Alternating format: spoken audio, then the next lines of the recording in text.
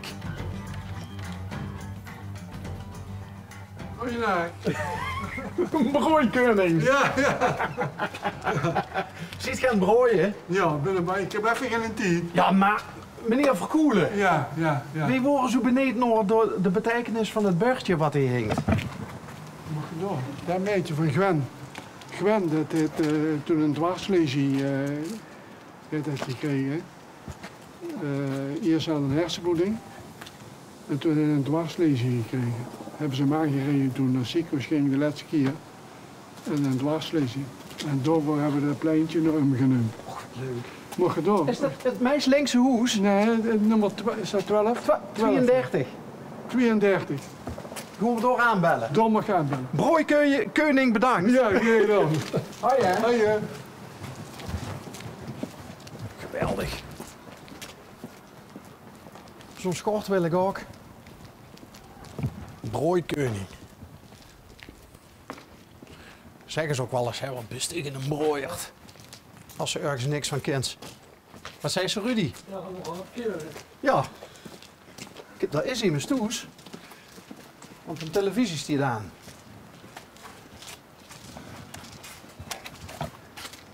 Ik heb een vermoeden. Ik heb een vermoeden welke Gwen dat is. Want ik heb namelijk een Gwen op Facebook. En het zou zomaar kunnen. Goedemorgen. Suusewal. Hallo, wat wil je doen? Suusewal. Wat is er dan? Nou ja, soms zien dingen te bizar voor woord. Vertel, wie is dat dan? Het leven Nou, is bizar, hè? Dus, Het leven is bizar. De wedstrijd weer bezien, hè, Gwen? Ja. We reden hier net door de straat, toen zogen we dat bordje door. Toen gingen we bij meneer Verkoelen, Ja. toen gingen we je aanbellen. Daar had je trouwens een te gek schort, brooikoning. Ja, maar de man is sowieso fantastisch. Ja? Ja. Oké. Dit is de burgemeester van de straat. De burgemeester van de straat. Al wilt hij dat zelf niet weten, dus hij heeft hem een vriend de naam gegeven. Dus, maar ja, hij is het echt. Dus, Die vriend is dan loco-burgemeester? Ja. Oké. Ja. Hé, maar waarom is eigenlijk dit pleintje nog dicht vernoemd? Ja, omdat ik natuurlijk een rare geschiedenis heb. En ja, goed, net de buurt hoe me steunen en supporten, maar ze wisten niet wie, want financieel woeien ze wel, maar ook weer niet. En toen zeiden ze, als we dich emotioneel kunnen steunen op een goede manier, dan bieden we dicht het pleintje aan en dan, ja, zo is het gegaan eigenlijk. Toen ben ik hier naartoe gelokt en toen hadden we een feest op het pleintje, hadden we een barbecue en DJ's, dus kinderen op de straat draaiden allemaal muziek, dus dat was wel echt heel tof. Ja. Ja, dus dat is zo ontstaan eigenlijk.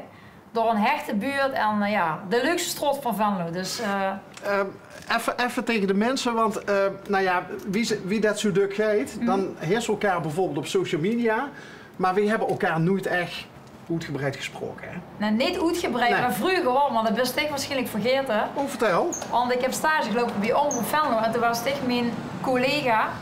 Dus daar Dat ken is ik al niet lang van. geleden. Dat is Gwen. heel lang geleden. Dat is al dik 20 jaar geleden. Ja, maar ik vergeet het niet. Dus dat, vandaar dat ik weet dat ik het ken.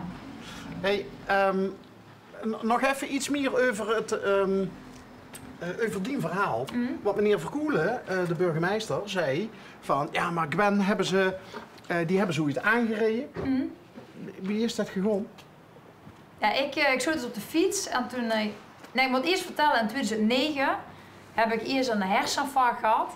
En toen daar ben ik op zich goed uitgekomen. Ik heb natuurlijk hersenletsel, maar ik kon ze lopen, praten, denken, mijn dingen doen, alles wat normaal is. Maar met hersenletsels, ik moest wel opnieuw leren klok lezen, dat we wel. Opnieuw leren plannen, allemaal dat soort kleine dingetjes. Of kleine dingetjes die toch een grote impact hebben op je leven. Zeker nog woord? Nee, dat niet. niet? Nee. Nee, dat is niet zo mijn probleem. Nee, maar goed, het was wel heftig. Ik lachte er natuurlijk wel mee. Maar ja, ik kan het gewoon nog vertellen, laat ik het zo zeggen. Maar goed, Dat was 2009? Ja, 2009. En toen ben ik gewoon revalideren in het ziekenhuis in Venlo.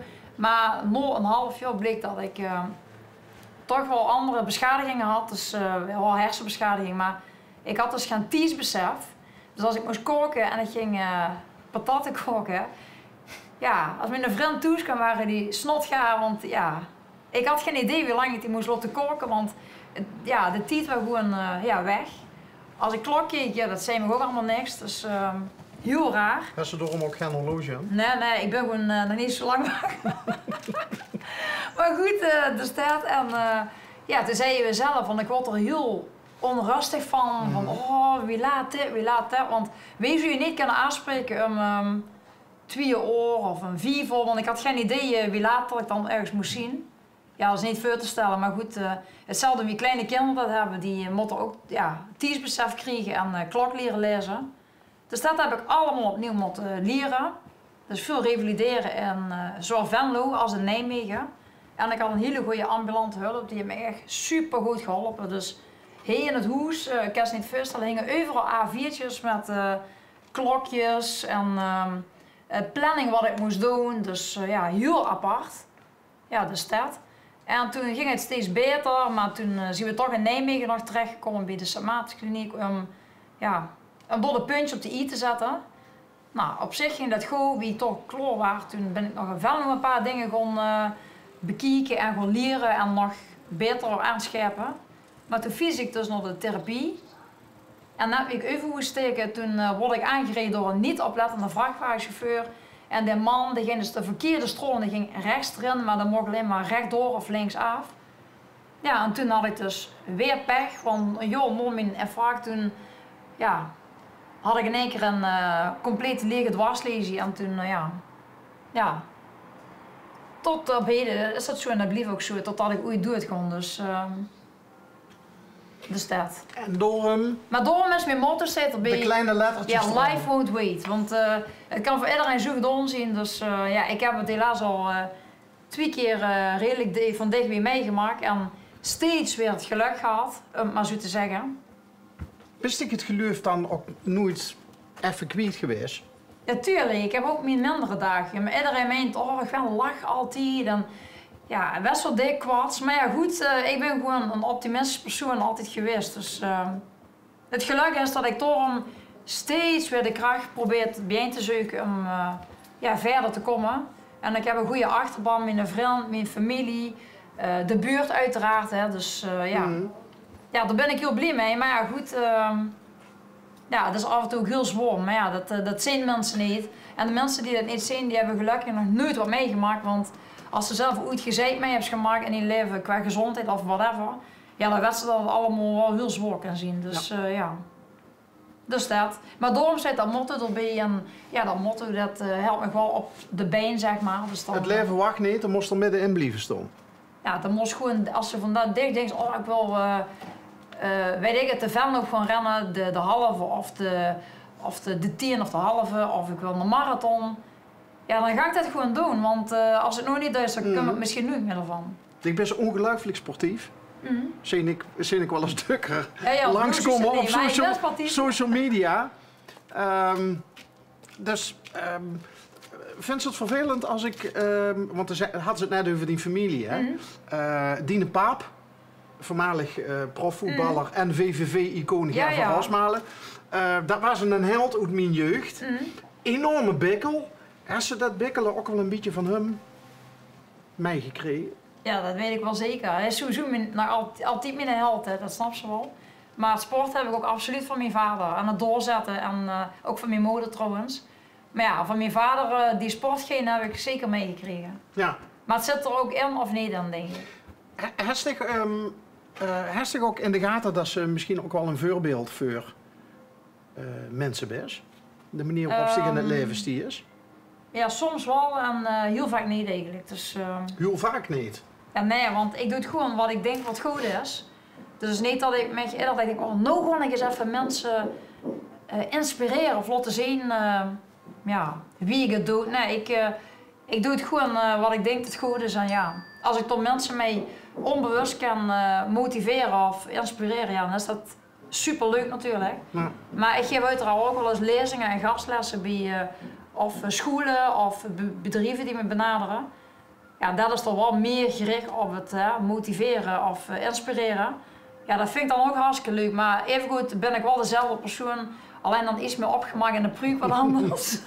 Maar dan, ja goed, ja, zo probeer ik dan, ja, ik probeer niks. Ik zit er gewoon en ik ben gewoon mezelf. En ja, helaas heb ik een zware rugzak, maar ja, die neem ik dan mee. En dan hopelijk kunnen mensen door iets uithalen wat voor u misschien net dat setje geeft om het doel te halen. Ja. Maar goed, dat moet toch iedereen zelf doen. Hè. Ik bedoel, ik ben echt niet een superwoman, maar ja, ik heb gewoon veel pech gehad. Dus,